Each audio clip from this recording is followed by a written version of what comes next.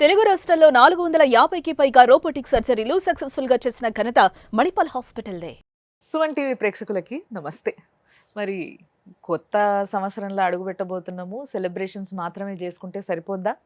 మనము అసలు ఈ సంవత్సరం ఎట్లుండబోతుంది అనే విషయం తెలుసుకుంటే చాలా బావుంటదని మాకనిపించింది.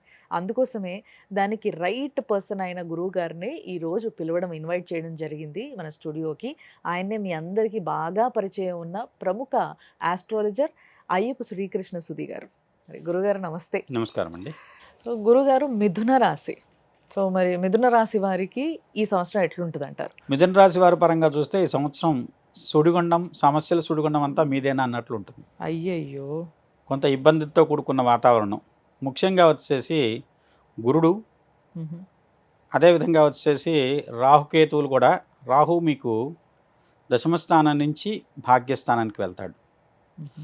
అలానే కేతు తృతీయ స్థానంలోకి వస్తాడు. శని యొక్క సంచారం మీకు రాజ్యస్థానంలో ఉంటుంది. హ్మ్. ప్రతి పనికి ఆటంకాలు ఏర్పడతాయి. కొన్ని సందర్భాల్లో అనుకోని ఇబ్బందులు, ప్రభుత్వకు సంబంధించిన వ్యవస్థలు కానివ్వండి, మిమ్మల్ని పగబట్టినట్లు అనే ఉండేటువంటి పరిస్థితి. హ్మ్. సామాన్య వ్యక్తులు కూడా అసామాన్యమైనటువంటి కష్టాలు ఎదుర్కొంటారు. ముఖ్యంగా ఆదాయ సంబంధమైన శాఖలు కానివ్వండి, హ్మ్. లేకుంటే వచ్చేసి ఈ ఆర్థికపరమైన విషయాలు బ్యాంకుల నుంచి కానివ్వండి, హుహు. మీరు చెయ్యని తప్పులకి మీరు గురయ్యేటువంటి అవకాశం ఉంది. హ్మ్. ఆ విధంగా ఏంటంటే బ్యాంక్ ఫ్రాడ్స్ విషయంలో చాలా జాగ్రత్తగా ఉండాలి. ఈ సంవత్సరం గురుడు మిమ్మల్ని పరీక్షిస్తున్నాడా అన్నట్టుండేటువంటి కాలం. సంవత్సరం మొత్తం కూడా గురు సంబంధమైనటువంటి బలీయమైనటువంటి ఇబ్బంది మీకు కనపడుతున్నది. ముఖ్యంగా ఆరోగ్యపరంగా కూడా గ్రంథులన్నీ కూడా కొంత మిమ్మల్ని బాధించేటువంటి అవకాశం ఉంది. ఎవరైతే దీర్ఘకాలిక వ్యాధులు, షుగర్ లాంటి వ్యాధుల్లో ఉన్నారో అది కూడా గ్రంథిపీడే. అవును. అలానే గొంతు సంబంధించినటువంటి పరిస్థితుల్లో మాట అనేది మిమ్మల్ని కొంచెం ఇబ్బందికి గురి చేసే అవకాశం ఉంది. అనవసరంగా ఎవరితోనూ వాద వివాదాలు, తగాదాల్లోకి వెళ్ళొద్దు. మీకు ఉద్యోగంలో ఉన్న వాళ్ళకు కూడా కొన్ని వ్యతిరేక్తమైన పరిస్థితులు మీకోసం ఎదురు చూస్తున్నాయి. ఎక్కడ అవకాశం దొరుకుతుందా మిమ్మల్ని పట్టాలని చూసేటువంటి వ్యక్తులు కాచుకొని ఉన్నారు. కాబట్టి దీని విషయంలో మీరు జాగ్రత్తగా ఉండకపోతే మీ యొక్క కష్టాలను మీరే కొని తెచ్చుకున్నట్టు అవుతుంది. ఈ విధంగా అన్ని రకాలుగాను ఒక రకమైనటువంటి ఇబ్బందికరమైన వాతావరణం. 2025వ సంవత్సరం ఇది 9 సంఖ్య, బుధుడు 5. బుధుడు కుజుడు ఇద్దరు పరస్పరమైనటువంటి శత్రువులు. తద్వారా మిథున రాశి మీద కుజుడు యొక్క వేధ కూడా. మీరు మంచి రామ అన్నా కూడా అదొక తప్పుడు మాటగా మాట్లాడి దాన్ని తీసుకుని వచ్చి దాన్ని మిమ్మల్ని ఇబ్బంది పెట్టేటువంటి పరిస్థితులు ఏర్పడుతున్నాయి. కాబట్టి దాని విషయంలో అత్యంత జాగ్రత్తతో వ్యవహరించండి. ఏ రకమైనటువంటి ఇబ్బందులు కొని తెచ్చుకోమాకండి. ఏది ఏమవుతుందిలే మనకేమిటి అని చెప్పి వెళ్ళే పరిస్థితులు ఉంటే బొక్కబొరలా పడి ఇబ్బందులు, లేకుంటే సమస్యల సుడిగుండంలో కొన్ని సందర్భాల్లో చట్టపరమైనటువంటి చర్యలకు కూడా మీరు ఎదుర్కోవాల్సిన పరిస్థితులు ఏర్పడుతున్నాయి. దాంతోపాటు కోర్టుల్లోనూ లేదంటే మీ నమ్మిన వ్యక్తులే మీకు నమ్మక ద్రోహం చేస్తారు. మీ వెన్నంటి ఉండి మీకు ఎప్పుడైతే అవసరం వచ్చిందో మొహం చాటేసేవాళ్ళు ఈ సంవత్సరం మీకు ఎక్కువగా కనపడతారు. అలానే వివాహ సంబంధమైన విషయాల్లో వెతుకులాడేవాళ్ళు కానివ్వండి, ఉద్యోగ సంబంధమైనటువంటి వెతుకులాటలో ఉన్నవాళ్ళు కానివ్వండి, ఏ రకమైన ఫలితాలు మీకు అనుకూలంగా లేవు. కాబట్టి కొంత వేచి చూడటం, ఈ సంవత్సరం అతి ముఖ్యమైన కార్యాచరణను వాయిదా వేసుకోవటం మంచిది. కాబట్టి మిథున రాశికి అత్యంత క్లిష్టతరమైన పరిస్థితులు, సంక్లిష్ట కాలం కింద చెప్పచ్చు. నిజంగానే మీరు అన్నట్టుగా పాపం అన్ని కష్టాలన్నీ వాళ్ళ చుట్టే తిరుగుతున్నట్టుగా ఉంది ఇప్పుడు వింటుంటే.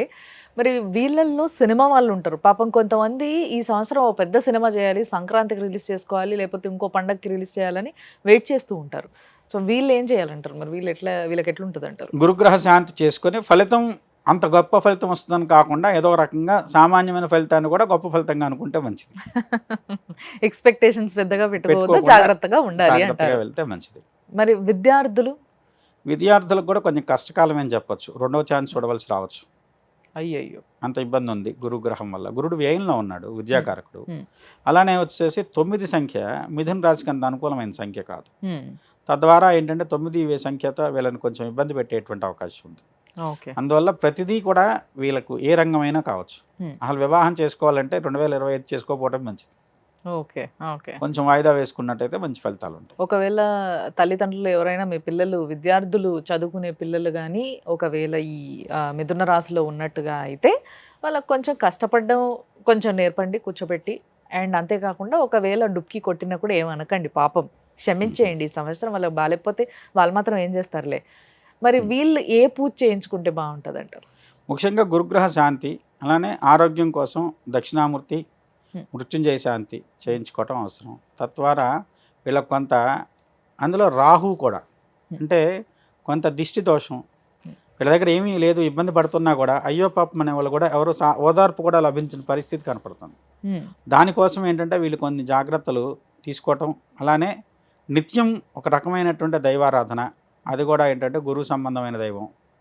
అలానే 3 లోకాలకి గురువుగా శ్రీకృష్ణుని అనుకుంటారు. కాబట్టి ఆ శ్రీకృష్ణుని ఒక గురువుగా భావించి పూజ చేసినట్లయితే, ఎందుకంటే ఎన్ని కష్టాలు వచ్చినా పాండవులను ఎలా అయితే ఆయన ప్రతి కష్టంలోనూ ఆదుకున్నాడో, అలానే ఒక రకమైనటువంటి మీకు మార్గనిర్దేశకుడిగా ఆయన్ని గనక మీరు నిత్యం స్మరించినట్లయితే, ఆయన 3 లోకాలకు గురువు కాబట్టి, కృష్ణం వందే జగద్గురు కాబట్టి ఈ యొక్కమైన శ్లోకము, ఈ యొక్కమైన భావంతో మీరు గనక కృష్ణుని నమ్మితే మీకు చాలా సమస్యలు పరిష్కారం కాగలుగుతాయి. కాబట్టి కృష్ణుని గురువుగా భావించి పూజ చేయండి, తులసితో పూజించండి, మీకు ఉన్నతమైన ఫలితాలు ఉంటాయి. జగద్గురువే దిక్కు అని చెప్తున్నారనమాట మొత్తం మీద. చాలా బాగా క్లియర్గా చెప్పారు. దీన్ని బట్టి మిథున రాశి వాళ్ళందరికీ కావాల్సిన క్లారిటీ దక్కిందని అనుకుంటున్నాం. కాబట్టి దీనికి సంబంధించి ఇంకేమైనా వివరాలు తెలుసుకోవాలనుకున్నా కూడా గురుగారి నంబర్కి మీరు అపాయింట్మెంట్ తీసుకొని వెళ్ళి కలిసి తెలుసుకోవచ్చు. లేదా ఇదే వీడియోని మళ్ళీ ఒకసారి ఫస్ట్ నుంచి చూడండి, ఇంకా క్లియర్గా అర్థమవుతుంది. చాలా చక్కగా చెప్పారు గురుగారు. Thank you. నమస్కారం.